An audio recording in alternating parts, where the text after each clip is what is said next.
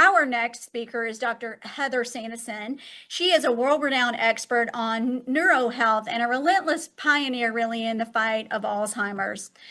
For decades, the world has really viewed cognitive decline as inevitable. It was age-related. It's something everyone got as they got older. Many of our relatives, we expected that. We thought it was hereditary, which in some ways there is some relation to that. And Dr. Sandison's going to walk us through that in detail. Dr. Sandison is here to prove that with the right map, we can fight our way back from cognitive decline and we can avoid it as we age.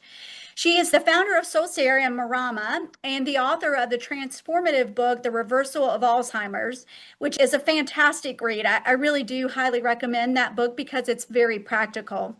She's become the leading clinical voice for Dr. Dale Bredesen's protocol, the ReCODE Protocol. I would say perhaps her greatest contribution is her rare ability to demystify the complex.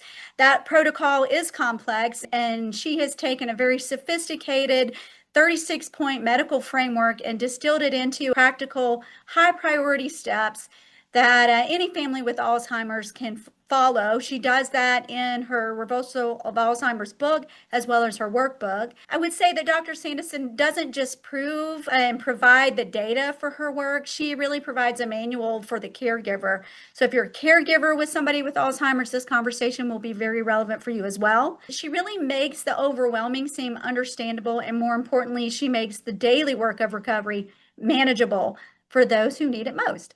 Welcome, Dr. Sandison. Thank you for joining us. Thanks for having me, Sherry. Yes, I wanted to start our conversation with something more personal, really, because you work in the field where miracles really aren't supposed to happen. The mainstream medical community will tell you that this is the long goodbye.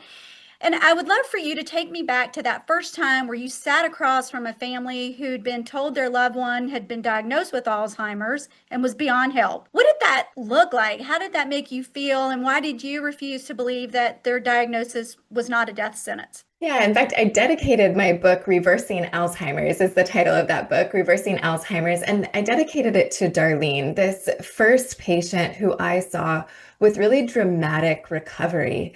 I had been trained by Dr. Bredesen in 2017, right as his book, The End of Alzheimer's, was coming out. And I did not have any faith that this would work. I had no confidence because I had never seen it. And I had been taught by very well-meaning, very well-educated instructors that there was nothing we could do for Alzheimer's or dementia. And in fact, to suggest that there was something we could do was to give them false hope and to do harm. And so I was very cautious around this idea that we could help someone with dementia, but I guess my ego also took over and I was like, well, if I can help someone with Alzheimer's, then like we can do anything. And so I got the training from Dr. Bredesen. Skeptical as I was, I ended up back in my practice in late 2017. And because his book had been so popular, there were people, I was the only person in San Diego who had been trained by him at that point. There were lots of people coming in asking for us to help with the protocol implementation. And Darlene came in with her husband, and she had a MoCA score of 2. So the Montreal Cognitive Assessment is this MoCA score, and 26 or above is normal. It's a test out of 30. So 30 out of 30 is perfect. 26 and above is normal. And as you go towards 0, this is reflective of more and more severe disease. And so Darlene was at a 2 out of 30, and she was struggling to communicate. She had yes or no answers to questions, but even as I was interacting with her, I could tell that she'd kind of make sense of the question. And then by the time she formulated an answer, she'd forgotten the question, right? Mm-hmm. So she was practically nonverbal, but she had one-word answers. Her handwriting was extremely cramped, this micrographia. It was almost illegible and it was very slanted. And she had been a school teacher. So her husband had talked about how she had this beautiful looping handwriting all of her career. And now it was just really, really small and tiny and illegible. There were so many things. I mean, she was completely dependent, of course, on her husband with a MoCA score of 2. He did all of the driving, all the coordinating. She more or less needed one-on-one care. And so we talked through a systematic approach to Dr. Bredesen's protocol. And I sent them on their way, really not having any faith that I would even ever see them again. We got them on bioidentical hormone replacement. I suggested she see a biological dentist because not only did she have amalgams, but it was apparent that she had some decay and maybe some gum disease. It sounded like they were living in a moldy room. So we had mold testing done. We got her on supplements. I suggested they get on a ketogenic diet. So we really took this approach, and I made the whole list, and I wrote the prescriptions and suggested the supplements and sent them on their way, not really expecting much. But my patients over and over again since then have proven me wrong when it comes to where there's room for hope. She came back 6 weeks later, and her MoCA score had gone from a 2 to a 7. And she was speaking in complete sentences. And I just remember, that you talked about this personal perspective of this of course, it's professional for me, but I remember so distinctly because it was such an emotional moment. I remember, the way the sun was shining in the room and exactly what I was wearing and how I was sitting with her husband over here and her right here to my left. And I remember looking at the MoCA scores and being like, we must have done something wrong. Like, this isn't possible for it to go from a 2 to a 7 in 6 weeks. And I looked up at her husband and I was like, maybe I don't know about this.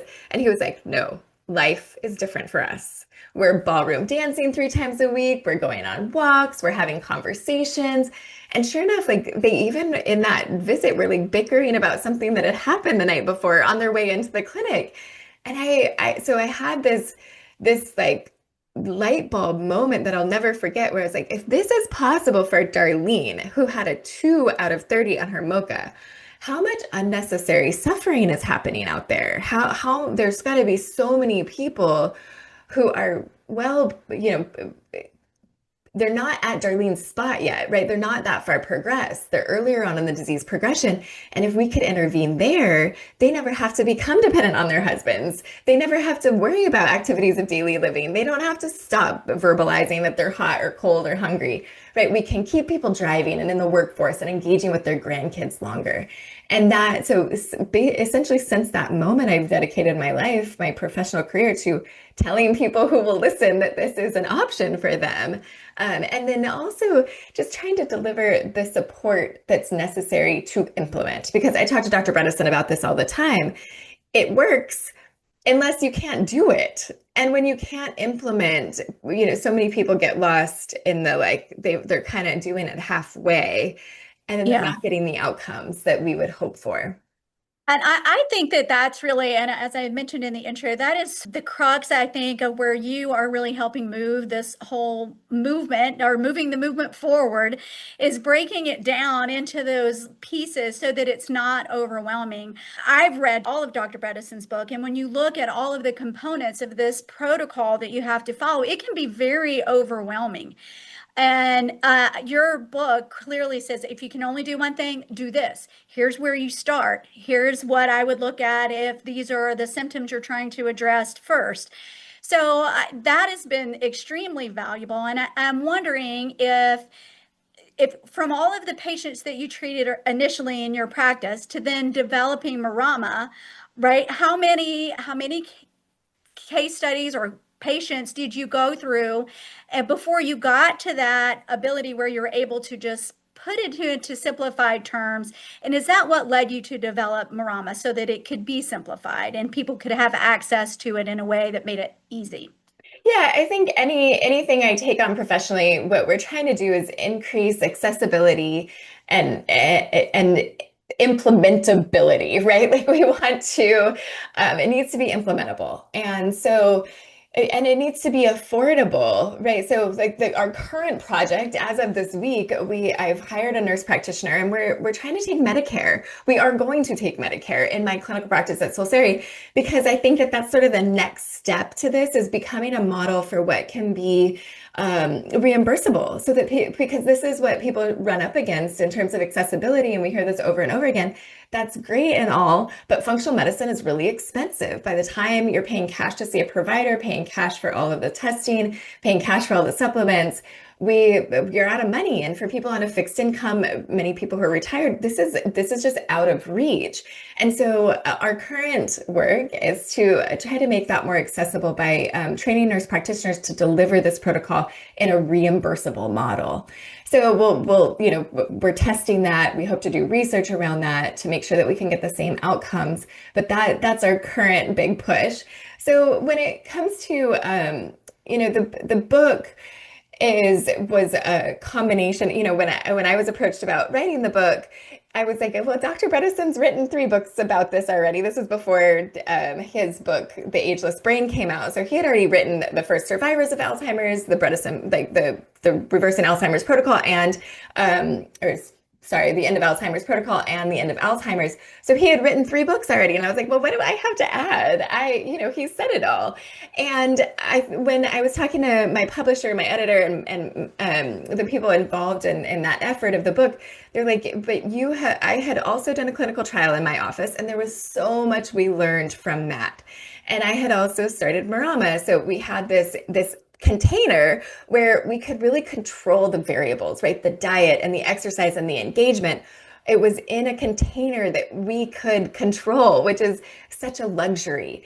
And I think that the message is because we want to simplify, we want to make it accessible, yes, but we don't want to oversimplify so that we don't get outcomes. And so the message is really, it doesn't work if you don't do it. We see that the people who get the most benefit, they dive in fully. And you don't have to be perfect, right? So in our clinical trial, what we saw over and over again was that not everybody certainly everyone who got results, who got outcomes. So 17 of our 23 participants had improvement in their cognition, measurable improvement in their cognition. And of those people, no one did it perfectly. No one did it perfectly. But they were fully bought in, right? They believed in it. They had support. They were able to implement meaningfully, right? So they changed, even if they didn't get all the way into ketosis, they changed their diet. Even if they didn't start like weightlifting and have a cardio routine and do dual task, they were meaningfully exercising more. Does that make sense? So like they made bigger changes. And I think in the book, that's sort of what we're trying to say. It's like, hey, just get started. Get that dopamine hit of a win, of actually getting something done and feeling like there's some change, and then add to that, right? Don't just add some supplements and then take your foot off the gas, right? What we want to do is add to that. If you can start getting better sleep, great. Now you have some more energy, so it's easier to make better decisions when it comes to food. All right, now that you're getting a good meal in, can you get some exercise? And hopefully now you've got more energy because you're getting better nutrients and you're getting better sleep. So now let's add some more brain engaging activities. And so I think it's a roadmap for identifying what the highest priorities are for you as an individual and where we're going to get the biggest delta, right? The biggest change. And really trying to get people the support that they need to make that happen, to actually make it happen. Because most of us don't need more information. We've got the information. We know what to do. It's about translating that into our day-to-day activities and our day-to-day decisions about what we decide to eat, what time we go to bed, what supplements we swallow, who we engage with, how much exercise we get, all of those things. Yeah, and I think that is what your book just did so well, is break down that piece of it. So maybe it would be good at this point to summarize what the 7, they call the Bredesen 7, the key areas that you look at to try to evaluate where to get your patients to start. Yeah, so that's Bredesen 7. It would be better to interview him on those. So I don't have those fully memorized, but I have a framework that I think through it. And Okay. I think that this is, for everyone who is doing this work, right? Eventually you have your own framework that makes sense to you.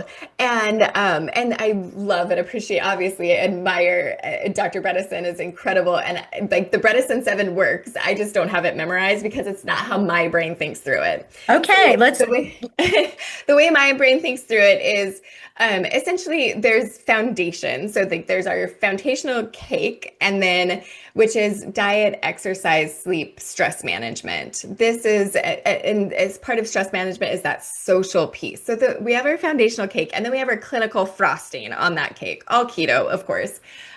So the clinical framework is, I think of there's six primary drivers. So sometimes people will say, well, beta amyloid is the cause of Alzheimer's, or tau misfolded proteins are the cause of Alzheimer's. I would say, no, no, no, no, no. What we want is the primary cause. Something is causing a beta amyloid cascade. Something is causing the tau proteins to be misfolded. Inflammation is another one, especially in functional medicine circles. Inflammation is the cause of Alzheimer's or of neurodegenerative disease. No, something triggered the inflammatory cascade, and that is what's interesting. So what are the six primary causes of neurodegenerative disease, or really of, like, I would say any chronic medical condition?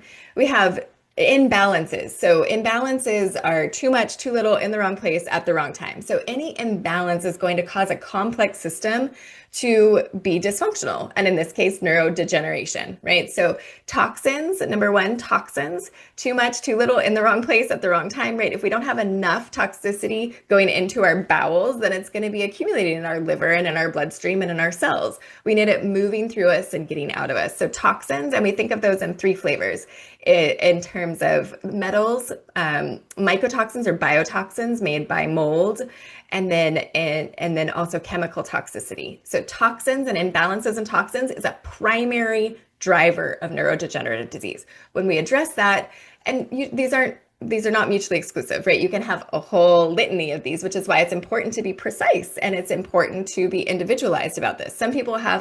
Most people have toxins. In our clinical trial, 100% of people that we tested had toxicity, because as you know, when you're 65 plus, you've had a lifetime of exposure to accumulate. So toxins are a primary driver. Nutrients are a primary driver. So imbalances, right? Too much or too little. If you have too much sugar, you end up with diabetes, and that can be neuroinflammatory. It also can mean that the brain is not getting enough energy, right? We're not getting enough fuel to the brain. And this is why switching to ketones as a fuel source is so effective, because all of us as we age are not very sensitive to insulin, and we don't efficiently turn sugar into fuel in the brain as we age, regardless of diabetes status. The brain prefers ketones to sugar as fuel. So too much sugar causes a problem. That's too much of a nutrient, too much of a good thing. And then also we can have too little, right? We can have too little B12. We can have too little of magnesium. We can have too little amino acids. So those micronutrients are also very important. Protein and fats, of course, are extremely important. So you have your macronutrients and your micronutrients, and we want a good balance. And that balance might be different for Sherry than it is for me, right? Because of our genetics. So we want to be looking at that, being precise and individualizing plans. So toxins, nutrients, stressors are an issue, right? Again, too much, too little. If we are kicking our feet up in retirement, having a beer at 5 o'clock, it's happy hour, it's 5 o'clock somewhere, right? And that's the motto for our retirement. And there's no stress, right? There's no purpose, there's no meaning, there's no reason to get up and get involved. And that, if you don't use it, you lose it, right? Very clear as we age. And so we need some tension. We need a little bit of stress, this hormetic effect, this hormetic concept that we've got to stress the system in order to get more resilience. This applies even as we age. So we need purpose and meaning. We need exercise. We need movement. We need to stress ourselves when it comes to like temperature. We don't want to be, going from our perfectly climate controlled house to our climate controlled car to our climate controlled gym. We want to get hot and be cold, and we want that stress on the system, but not too much. So in terms of stress, one of the extremely stressful positions that comes up that we talk to people about constantly is caregiving. The caregiving role in the dementia and Alzheimer's space is sometimes, I think, underrepresented, and we are big proponents of making the caregivers our patients as well, because they are anywhere from 2.5 to 6 times more likely to be diagnosed with Alzheimer's later in life compared to someone who never was never served as a caregiver. And particularly men, the husbands of wives with Alzheimer's and dementia have the highest risk later on. And so we don't want our care partners to become patients themselves, right? Who's going to take care of them?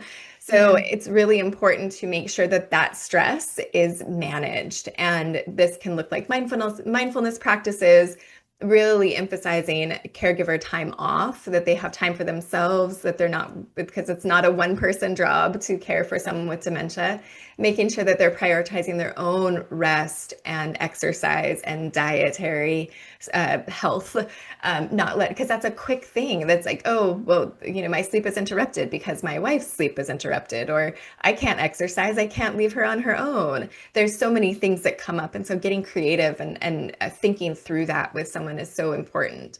So toxins, nutrients, stressors, balance, right? The right amounts in the right time in the right place. And then structure. So structure is, again, we have our micro and macro. So on the macro side, we have sleep apnea. I saw a couple people, as Mark was talking about LiveO2, talking about their CPAPs. So I think sleep apnea, right? This is the collapsing. So this is the structure in the airway at night. When that collapses because the tongue, because of the jaw and the tongue, then the structure, then we don't get enough air into the lungs, enough oxygen into the brain at night. And this is essentially like mild brain damage every night if we have a sleep apnea. So really, really crucially important part of working up someone who has any sort of cognitive decline as they age. So obstructive sleep apnea, but also atherosclerotic plaques, right?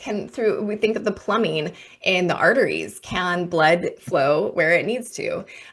We also can think of traumatic brain injuries, right? Getting hit over the head with a baseball bat puts us at higher risk for developing neurodegenerative disease. And so avoiding, of course, traumatic brain injuries as much as possible, and then treating them aggressively. There are lots of interventions. Most people will, maybe go to the ER, make sure there's not a brain bleed, and then they'll say, do very minimal intervention at that point. But there's so much that you can do, whether it's supplementation, oxygen therapy, red light therapy. There's a lot that you can do to support someone with traumatic brain injuries. So that's macro structure. We've got our airway, we've got blood flow, we've got TBIs. And then microstructure is genetic risk, which we can't do anything about. This is not modifiable. But when we understand if we're ApoE positive, ApoE4 positive, if we have risk there, we can make different decisions about prioritizing this foundational lifestyle piece, right? We can make different decisions about our work, life balance, how we prioritize sleep, even alcohol consumption, getting hearing aids maybe earlier. All of these modifiable risk factors, we're going to really want to stack the cards in our favor in terms of everything we do have control over, because this piece we don't have control over in terms of our genetics puts us at higher risk. So someone who's ApoE4 positive, they're going to turn any signal that might be inflammatory, neuroinflammatory, they're going to amplify that. They're going to create that inflammation quicker, and it's going to stay longer, right? They're more likely to create amyloid plaque and tau, these misfolded tau proteins, phosphorylated tau, in the presence of something that's going to trigger inflammation. So like infections, which we'll talk about quickly. So we've got toxins, nutrients, stressors, structure, and then infections. So infections that we know are correlated with and potentially causal. I think they are causal, right? This is what we're talking about, is these primary causal level factors. Are shingles. We know if you get the shingles vaccine, you're 20% less likely to be diagnosed with Alzheimer's in the 7 years later, if you're over 65. And then we know that the herpes virus, so HSV1, that typically causes cold sores, very closely related to Alzheimer's. And this has come up over and over again in the literature and epidemiological literature, as well as other studies that have been done. And so aggressively treating viral infections is important. And then Lyme spirochetes come up, but they have been found. So not HSV1 and Lyme spirochetes have been found in the beta amyloid, and beta amyloid plaques and also tau proteins. They are antimicrobial, right? So they're there to protect the brain. This is very well established, but I think we kind of forget about this and think of them as the enemy, when really they're there to protect us. And so if we strip them away, we lose protective capacity, but also we're missing the point. It's like, okay, what are they protecting us from? And these infections can be part of that. So the bacteria Lyme spirochetes, neuro-Lyme is again very well established. It's very similar to syphilis, and there's a neurosyphilis presentation. So, but Lyme is harder to treat than syphilis, unfortunately. So that's something to navigate with a well-trained provider, a well-trained professional. So, and then there's also COVID. I think a lot of people, maybe even people here today, can remember that experience of having COVID and then feeling like cognitively they weren't where they were before it. And this is a different mechanism. The way that we think that COVID is affecting the brain is actually more structural. It's by creating kind of clumpy blood. Because of the cytokine storm, there's more cytokines in the blood, and it makes it less viscous. It's harder for that blood to move through the capillary beds, and so it makes it harder to get that transfer of oxygen and nutrients from the bloodstream into the cells, the neurons in the brain. So there's different ways that these viruses and bacteria and then also there's the gum disease. So they each have a slightly different mechanism, but essentially what they're doing is they're triggering inflammation in the brain or preventing blood flow and nutrient exchange in the brain. And so we want to make sure that those are addressed, and aggressively, particularly if you already have cognitive impairment, or if you're ApoE4/4 positive or 3/4 positive and you know you have risk. So the other one is gum disease, P. and other bacteria that affect the gums, that not only do they create increased cardiovascular risk, but they also, again, have been found on autopsies in the beta amyloid plaques. So the brain is trying to protect itself from the bacteria found in gingivitis and gingival disease. So again, toxins, nutrients, stressors, structure, and infections, and then signaling. So signaling is, what are the signals going to your brain? Are the signals going to your brain telling it to get in attack, defend mode, or is it telling it to get into regenerate mode? And those signals can be often they're hormones, right? So thyroid hormone, our sex hormones like estrogen, progesterone, testosterone, DHEA, pregnenolone. But also it's brain-derived neurotrophic factor, which comes from exercise and muscle, that those all signal your brain to be in that regenerate, connect mode, create new synaptogenic mode, where you're creating new connections between neurons. And then what's gonna signal your brain to go into attack and defend mode? Toxins, nutrient deficiencies, infections, a traumatic brain injury. Those are the things that this high stress, lack of sleep, those things, especially when they accumulate, right? That's a downward spiral, when what we want is an upward regenerating spiral. So when we take all 6 of these primary causal level factors, these are more individualized, right? We want it for one person might have diabetes and traumatic brain injuries. Somebody else might be ApoE4/4 positive, never had a traumatic brain injury, doesn't have any issues with their blood sugar, but they've got high mercury levels, low B12, and they don't get enough sleep. They haven't slept since menopause, right? So very different pictures, but both lead us to age-related cognitive impairment. And so we want everyone to have this this foundational lifestyle, diet, exercise, sleep, stress management foundation. And then it's really helpful to have this clinical causal level picture, which we do testing for all of those things. And then also it's about taking a good history, right? As a medical professional, asking the right questions so that we understand if this is a risk for someone or not. Yeah, and that is kind of my next question, listening to you that. So that's the Sandison 6, right? And I love how you broke that down. Thank Actually, you. I learned from my dear friend Daniel Schmattenberger, is who taught me how to think, and I will not take credit for that being anything to do with my name. That is just how I've been trained to think by people much smarter than myself. Well, I think it was a great summary, really, on how to think about that. And you mentioned testing, and I think maybe that's the great next segue to this is what testing do you do to help figure out what the individualized plan is? Because as we've talked about earlier today, the brain and its healing and how it operates is very individualized. No brain injury is the same, no Alzheimer's case is the same. And so that testing, I believe, is what helps you figure that piece out. And then you take and work off of that to build a plan. So, can you help people understand what testing that needs to be done at a high level and how they should approach that, and then where should they go to get this and to get this whole process started? Yeah, so is it okay if I say the testing companies or do you want me to? Sure, yeah, I think Okay. so. If you Yeah, if just from a practical perspective, and I'll share what I use. I would say, depending on which doctor you go to, right, there's different companies out there, and I just use the ones I use because I'm used to looking at them. And so my patients get more value if I've seen thousands of one versus 500 of one and 500 of the other. It's like, I just know what I'm looking at because I look at so many of them. So I'll share what I use, but I'm not saying that my way is the only right way, right? There's other doctors out there getting phenomenal results who don't do things exactly the way that I do them. But just for simplicity's sake, I'll share what I do.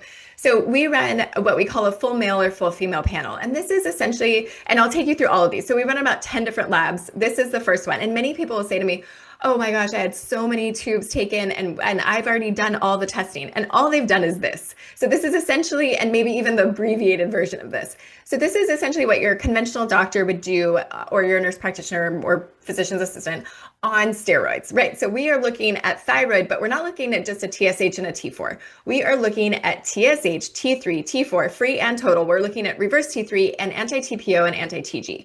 So we're looking at 8 thyroid markers, not 2. And then when we're looking at lipids, we're not just looking at total cholesterol, triglycerides, LDL, and HDL. We're looking at SDLDL, LP(a), LPPLA2. We're looking at sterols in many cases. So we're understanding a better picture, a bigger picture of what cardiovascular risk looks like and how tightly we need to manage cholesterol, because LDL is a modifiable risk factor when it comes to brain disease, to neurodegeneration. So we don't want to say, oh, statins are terrible, throw them all out, don't do anything. What we want to do is test and understand, get a cardiac calcium score. So I'm talking through the recommended testing, and you're welcome to reach out to my office, Tyler at Solcere, SOLCERE.com, that TYLER. We can get its contact information and we can send a list of these tests. And also, they're all in my book. And the book is called Reversing Alzheimer's.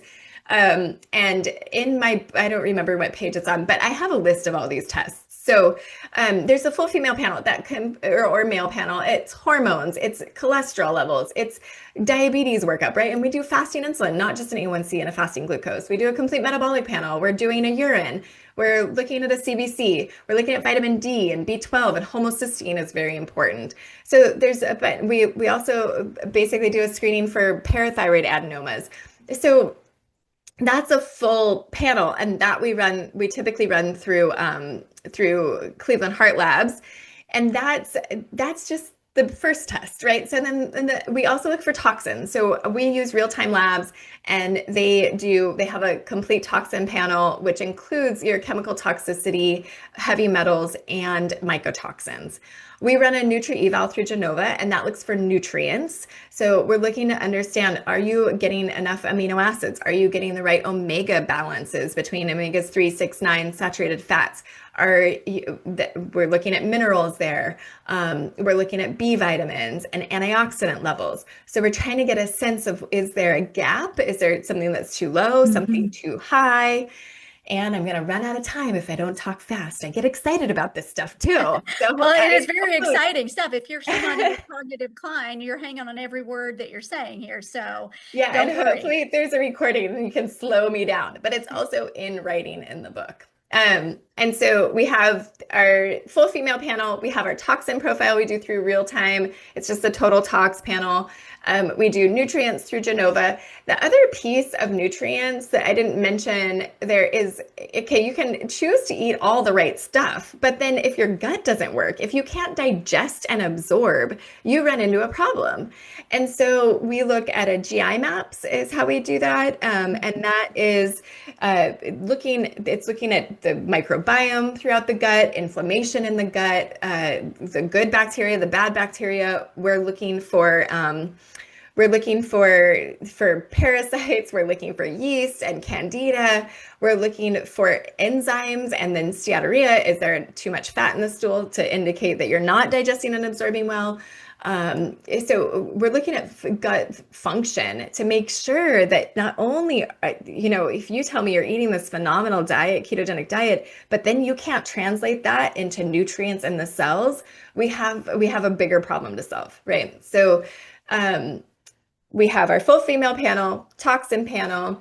We have our nutrient eval that we do for nutrients. We have our GI maps, which is looking at GI function. And then we run a sleep study on everyone. And we also, I believe that anybody who has any cognitive impairment or risk for cognitive impairment should be doing a sleep study at least every 5 years, because I'm not doing my job if we miss that. If we miss sleep apnea, it is just too big of a factor when it comes to cognitive impairment. You have to be able to rest to maintain cognitive function. And I think, anybody who's a mom out here, we've all been in that like baby brain state when you're totally sleep deprived after having an infant and like your brain just does not work. That's what's happening later on when people have sleep apnea and they're not getting deep sleep or enough REM sleep or just enough sleep. You don't wake up rested, and it comes on slowly. So unlike a mom who it's like, all right, the last trimester of pregnancy and the first 9 months of life, like she's not sleeping, you kind of know there's a reason for it. Later in life, even though it's that similar sleep deprivation, it comes on gradually. It's like the sleep just never gets restful, or maybe there's a night here or there. And so it's like a, crab in boiling water or whatever. You just don't notice it. You don't remember what it's like to wake up feeling rested. And so a lot of people won't tell me like I snore or I'm not rested, because it's just their normal. And so that's why we preemptively, no matter what someone tells me, I am getting them a sleep study, at least one. And you can the technology is so much better now since COVID, that there's the WatchPat is what we use. And so it's a watch with a ring that like magically beams the data up to a sleep medicine doctor somewhere, and then they get you what you need, and you like never have to go in anywhere.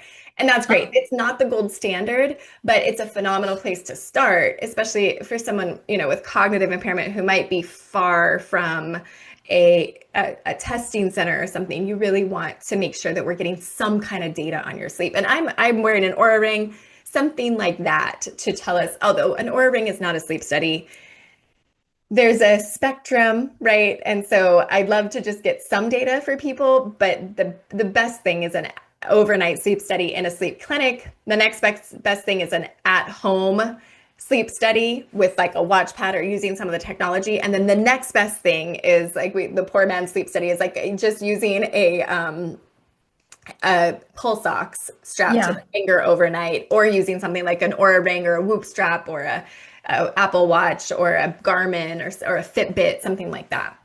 So, and then we also do imaging. Oh, we look at HSV1 and HSV2 on everybody, and we do a panel. I actually run a Cyrex panel, Cyrex Array 12, which the Vojdanis, they are like brilliant immunologists who have created these labs. And for me, it's then what I found is it's like casts a wide net for infectious burden. It looks at P. gingivalis.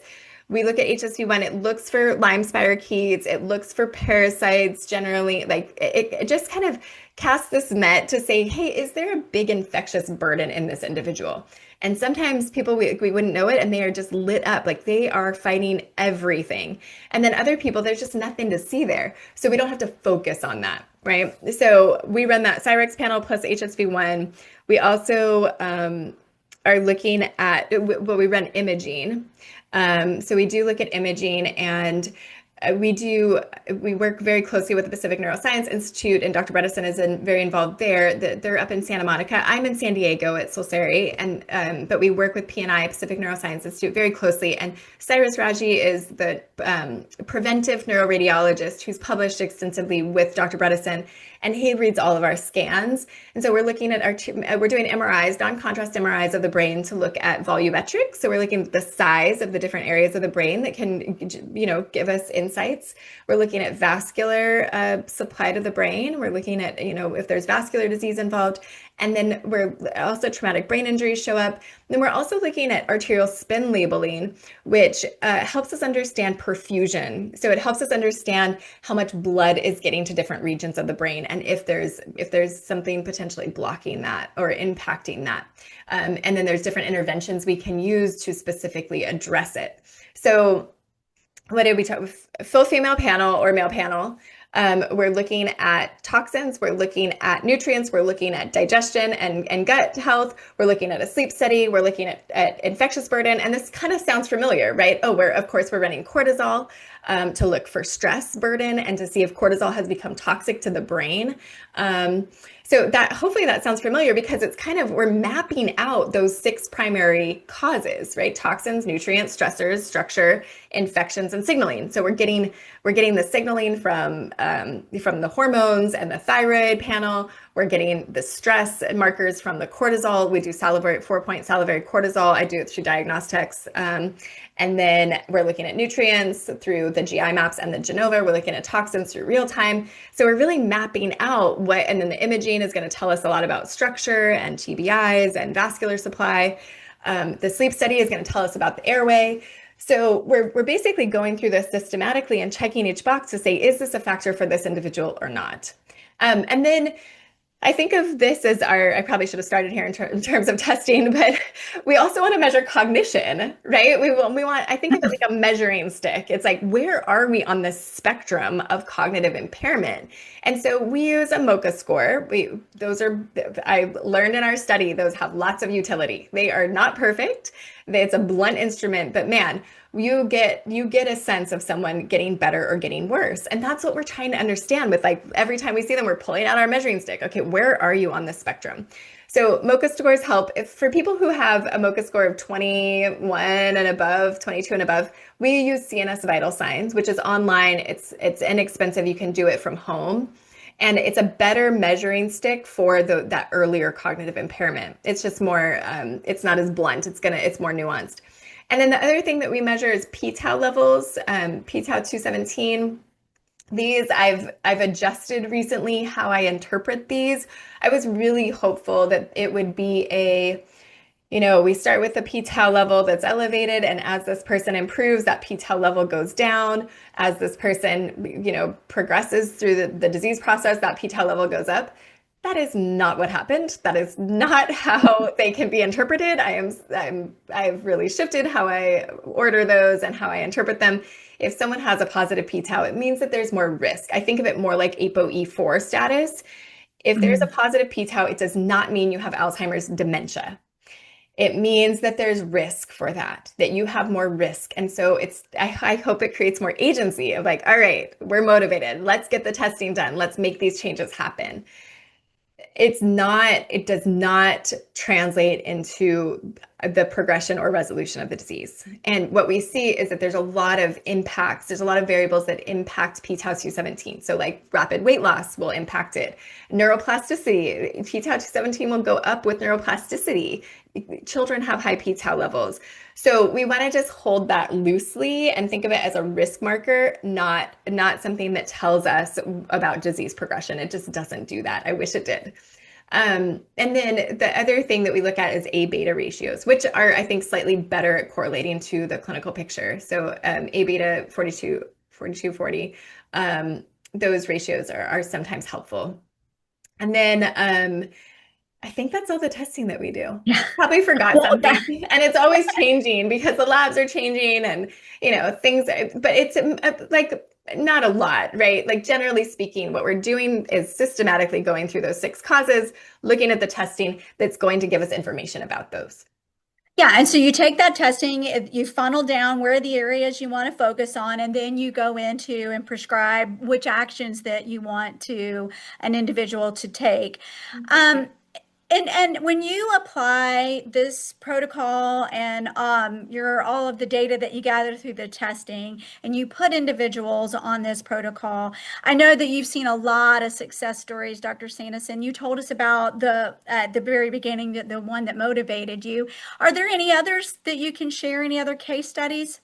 Yeah, in my book, there's like every chapter has a story, and there's so many. I'm kind of like, who did I see this last week? Oh, well, we have a coaching program, so I coach 25 people each week, and we all get together by Zoom, and there are people from around the world, around the country, and Lynn jumped on the call this last week, and she was telling me, well, I take questions at the beginning, and people will email in their questions, and so we have a conversation around the questions and then we dive into whatever's on the agenda for that week.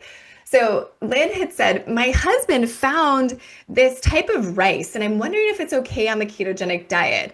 And I was like, wait, Lynn, your husband, who has Alzheimer's, went out and found this type of rice and he wants to make sure that it's on the ketogenic diet. And she was like, she was just like, yeah, my husband is doing this again. Like, never in years would I have thought that he would be taking responsibility for chores around the house again, that he would be involved in planning the menu for the week, that he would be excited about keto, that he's back. My husband is back. And not only is he back, but he's like engaged in his own health and his recovery from this. She doesn't have to be the one always in charge of it anymore. And I mean, he was diagnosed with Alzheimer's. So, and he's shy, so we don't see him on camera very much, but she shows up every week and she's had her caregiver path that has been hard. It is not always easy. And she came in feeling really dejected and deflated, feeling overwhelmed. And she's been joining the call for 2 years now. And it doesn't happen overnight. It takes a lot of work, but it is so worth it when we can see these really profound shifts in the trajectory, right? Lynn's husband has gotten better, not worse, over the past 2 years, and that it's slow and steady, and it's never as much as we want, as quick as we want, but it's possible. Yeah, and that is the key message here, I think, right? Is that with this new research and all of the work that you're doing, you offer individuals who have a diagnosis of Alzheimer's or cognitive decline a path to reverse that and or even just simply to maintain it. But I know it goes beyond that, it's reversal. And I'm wondering, everybody's, I'm sure, wondering in their mind, like, how long before you see some progress? If I go down this and I Yeah. give it my all, and I know that that varies individually, right? Because no Yep. two people's brains are the same. But is there some sort of a time frame if Mhm. somebody's really following it diligently when they can start to see some results? Yeah, this is such a great question. And I will say, we've had the patients who are all in doing everything and they're not seeing results. Like, this is not guaranteed. I want to be clear about that. And very frequently, 3 days into ketosis, there's a market change. So some Mm, people are seeing results as quickly as 3 days, right? Very quickly. wow. We expect people to feel some improvement by the first follow-up visit 6 weeks in. Now, not everybody does. That is very clear. In the clinical trial, we saw that we measured people at baseline, 1 month, 3 months, and 6 months. And there were most people who were going to be better at 6 months were already better at 3 months. Wow. That's phenomenal. And is this research available on your Oh yeah, website? it was. I mean, it's a reference in the book, of course, but this was published in my clinical trial. We took 25 participants through a 6 month intervention. Actually, 23 of them finished the 6 months intervention, and 17 out of 23 got improved. And we had overall composite cognition, verbal memory specifically, MoCA scores, sleep, and quality of life all had statistically significant improvements across the means of all participants participants, and 74% of our participants improved. We started with people with MoCA scores between 12 and 23, so they had significant cognitive impairment. Bredesen did a very similar trial that was published. Both trials were published in the Journal of Alzheimer's Disease. So our trial was published in 2023 in the Journal of Alzheimer's Disease, August of 2023, and that's cited in the book. I mean, if you look up Heather Sandison, Journal of Alzheimer's Disease 2023, it'll pop up on PubMed. And then Bredesen had a very similar trial the year before that was 25 participants, a 9-month intervention. They only took people down to 19, a MoCA score of 19, so they weren't as severely progressed, but 84% of them improved. So, and you can't argue with those numbers, and that's clinical research that's there for you to access. Yeah, and Dr. Bredesen also, they're working on the Evanthea trial, and they have a preprint that's out there. It hasn't been peer reviewed yet, but they did a randomized controlled trial in 5 sites. And that, I mean, again, there's no arguing with the data. The people who were involved in the intervention group improved significantly more than the people who were in the control group getting the standard of care. And we see this in the Pointer trial that was out last June. And we saw this in the also in Ornish trial, which was an intervention. These are multimodal lifestyle-based interventions that people with early Alzheimer's, with risk for Alzheimer's, with MCI, they improve with the foundational lifestyle interventions. Okay, we've got time for a few more questions for Heather. If you've not already dropped your question into the Q&A box at the bottom, please do go ahead and do that. I also want to encourage you to fill out the poll that you're going to be receiving here in just a second for feedback. That would be much appreciated. And then we'll move into a couple more questions. Dr. Sandison, earlier today we had Gary Whitaker on, who was recovering from a brain injury, and he developed his own protocol actually for healing himself, part of which was Brain HQ, which I know you recommend that for as part of your protocol as well.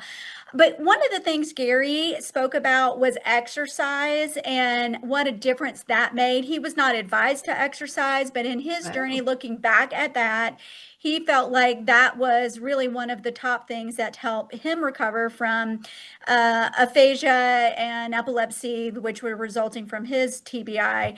Can you help the audience understand the role that exercise plays in Alzheimer's treatment and other neurodegenerative diseases overall, and inflammation even beyond that? Yeah, so you can't, one thing I'll say is you can't out-exercise a bad diet. You can't out-supplement a bad diet, right? So, and you can't out-exercise bad sleep.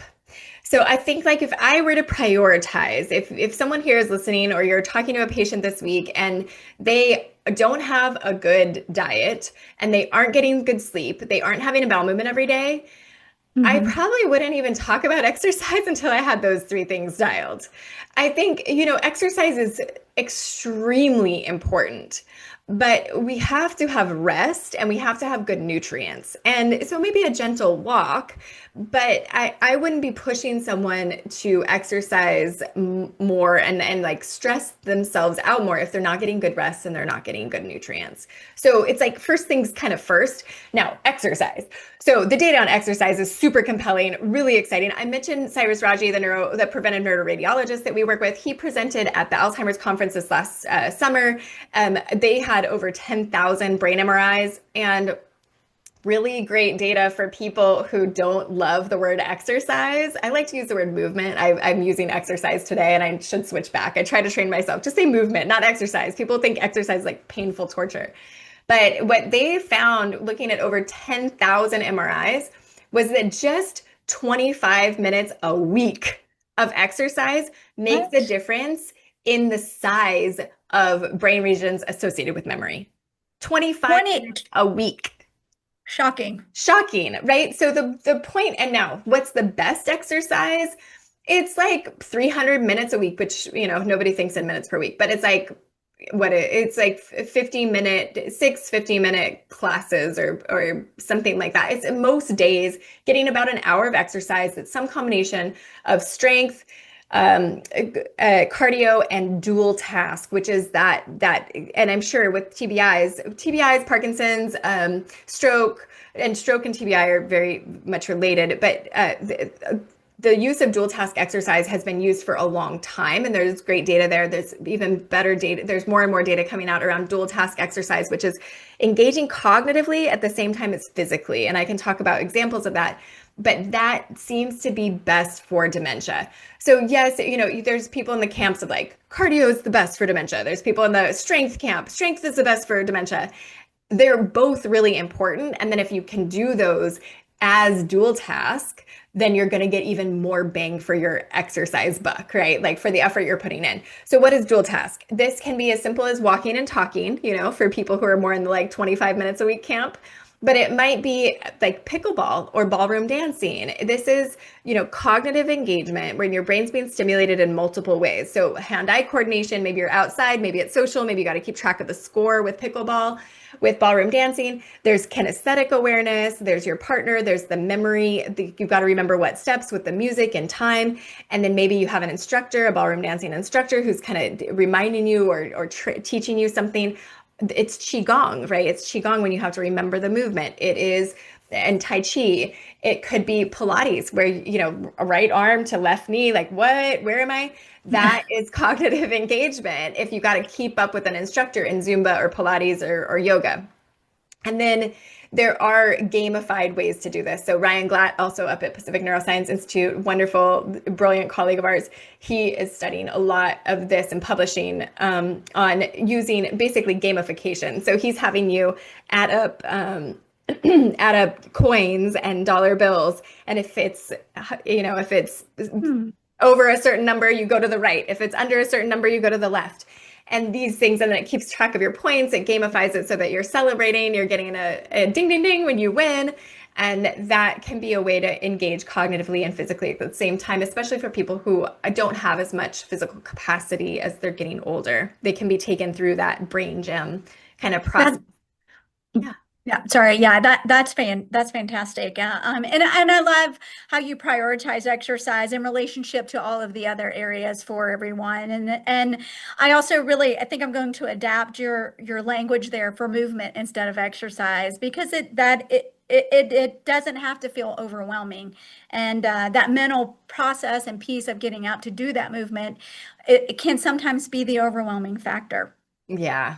Yep. Absolutely. Just get started. Just get moving. Yeah, just get started. Dr. Sandison, we are out of time today. I want to just give you one more opportunity to let everybody know how to reach you, and the name of your book, and then also to let everyone know that this recording will be available online. We will be sending out the link to that. And we're going to include the website in the document that we send out, so you'll have access to that. And you can Dr. Sandison is all over the web and the internet, so you will find her if you just Google. Yeah, drheathersandison.com is probably the best way to find me. The book is called Reversing Alzheimer's. We've got a podcast, Think Well, Age Well. We've got a clinic, and we've got the online coaching programs. Okay, so, fantastic. Lots of options. All right. Thank you so much. I Thanks know for that having me, everybody's Sherry. inspired. Best of luck. Have a great summit. Thank Take you. care. Bye. Love your energy. Bye-bye.